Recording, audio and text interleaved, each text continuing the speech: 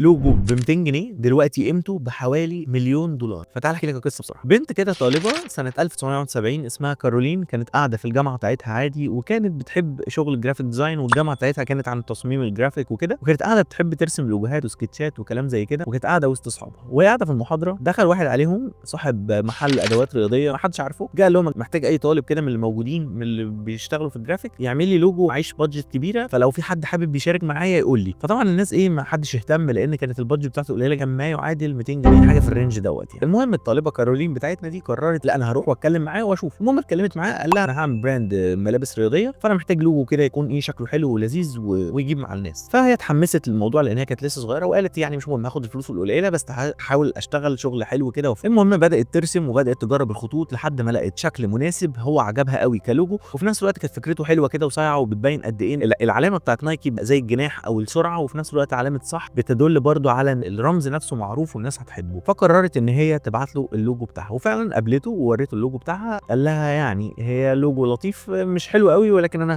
هشتغل بيه وخلاص، واداها الفلوس بتاعتها وهي فرحت وتمام، والدنيا قصتنا كده انتهت. وتمر الايام بسرعه ونايكي تبقى اكبر براند هدوم رياضيه في العالم، وهي الشركه عشان هي حبت اللوجو قوي واتمسكت بيه لحد اللحظه اللي احنا فيها كرمت البنت دي واديتها $1,000,000 اسهم في شركه نايكي من اجل الديزاين البسيط اللي هي عملته. بس الديزاين دوت بقى علامه من علامات البراندز العالميه، وبقى اللوجو دوت بيتقلد في كل دول العالم، بتقلده من كتر ما هو على قد ما هو بسيط على قد ما ان هو قوي جدا وفكرته حلوه جدا. هو مش مجرد علامه صح، خلي بالك، يبقى افتكر قصه اللوجو ده كويس، واعرف ان انت لو جالك كلاينت بسيط وفلوسه قليله عادي، لو انت لسه صغير ابدا وخد الكلاينت دوت واهتم بيه كانك بتشتغل لبراند عالمي، مالكش دعوه. هو ممكن الشركه البسيطه دي تطلع وتبقى براند كبير جدا، ودي حصلت كتير جدا مع ديزاينرز يعني. فنصيحه مني اوعى الستارت ابس الصغيرين او الناس اللي حواليك كده اللي هم بيقولوا لك بادجت قليله تروح سايبهم كده وتركنهم لو انت لسه صغير وبتبدا. لا، خدهم وما تخافش واعمل شغلك جامد جدا وربنا هيوفقك. سلام.